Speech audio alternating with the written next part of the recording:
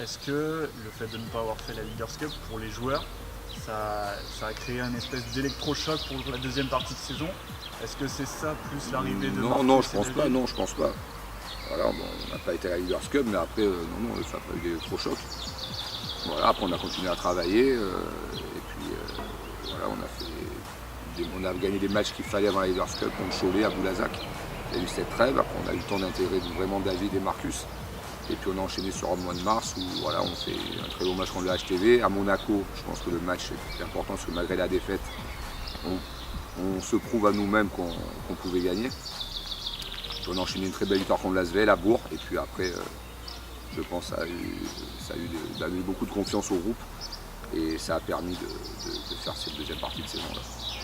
Les arrivées de Marcus et David, quel impact tu as vu très rapidement au sein de l'équipe et dans le jeu? C'est pas un impact immédiat, mais ça, comme je l'ai dit, David a apporté un peu plus d'expérience. Il me connaissait, il connaissait vraiment le championnat. Voilà, on a vraiment une relation de travail qui est très importante. On se connaît par cœur avec David maintenant. Et il a apporté tout ça. Son talent, son adresse, son expérience, sa capacité à gérer le jeu.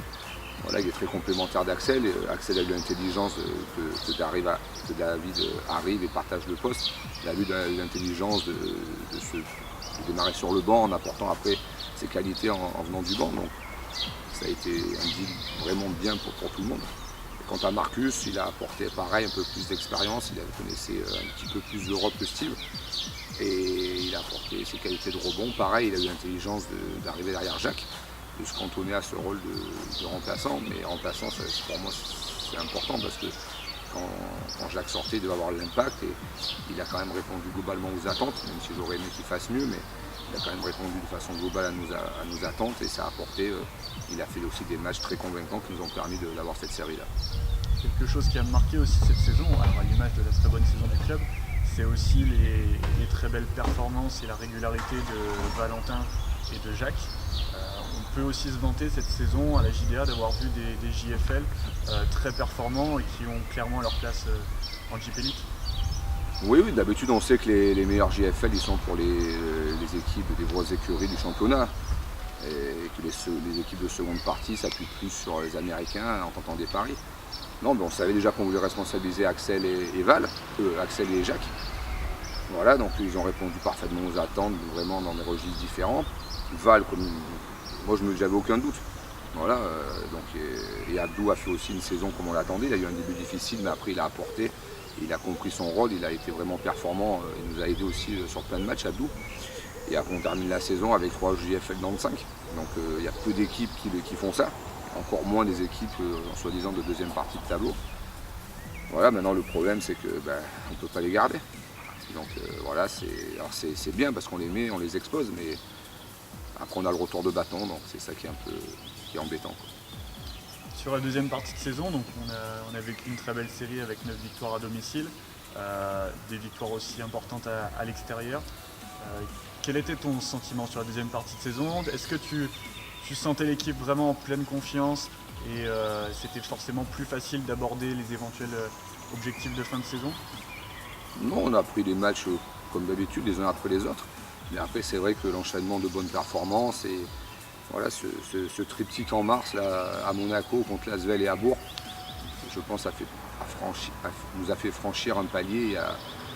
Et les joueurs individuellement déjà se sont dit on peut jouer contre n'importe qui, on peut gagner contre n'importe qui. Et ensuite on a enchaîné contre Nanterre, Pau, des gros matchs. Et puis voilà, le Valois, enfin. Et je pense que c'est un tout, il n'y a pas eu, on ne s'est pas dit là on est meilleur qu'avant, non. C'est juste que l'équipe a pris confiance, les joueurs ont pris confiance, ils se retrouvaient dans ce que le staff proposait. Et c'est ça qui était important, et ils ont vu que ce qu'on proposait était cohérent, que sur le terrain ça correspondait à leur qualité, et puis après leur talent a fait la différence. On arrive sur la fin de saison, cette qualification en play-off, cette 5e place.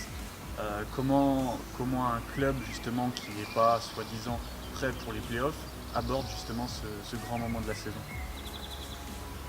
On l'a abordé, déjà nous les joueurs et le staff ont mérité ça, parce qu'on a travaillé pour avoir ça, puis après on voulait vraiment opposer la meilleure meilleure réponse sur le terrain. Voilà, il se trouve que on a perdu Jacques aussi contre Gravelines l'avant-dernière journée, ça nous a mis quand même un gros coup sur la tête. On a pris John qui est arrivé, mais malheureusement pas eu trop le temps pour s'intégrer. Et puis après on a vu en play-off que Limoges nous était supérieur. Voilà, on les a embêtés au premier match. Le deuxième match, à domicile, ils ont fait un match, je pense, vraiment très très complet où ils étaient très très bons. Il aurait fallu qu'on soit parfait, on n'a pas été parfait. Voilà, donc voilà, on se fait éliminer, mais c'est dommage parce que j'aurais aimé, comme je l'ai dit, jouer cette série avec Jacques pour voir ce que ça aurait donné. Voilà, maintenant,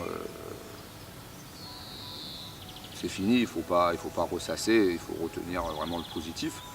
C'est vrai qu'on aurait aimé quand même avoir un troisième match contre Limoges, ça n'a pas été le cas.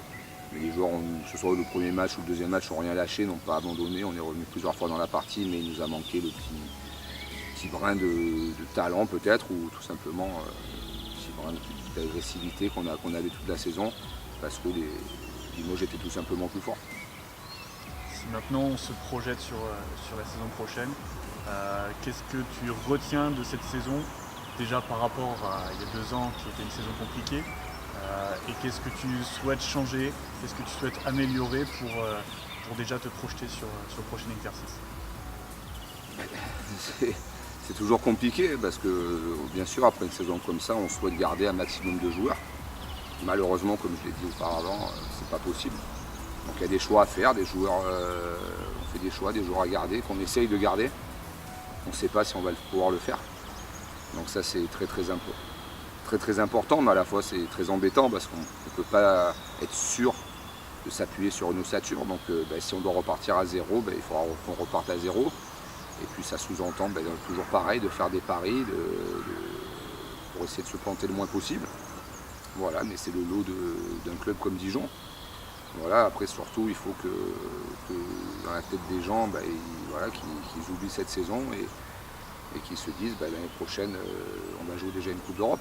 Donc Dijon retrouve la Coupe d'Europe, donc ça c'est déjà fabuleux. Voilà, on a gagné le droit sur le terrain sportivement de participer à une Coupe d'Europe.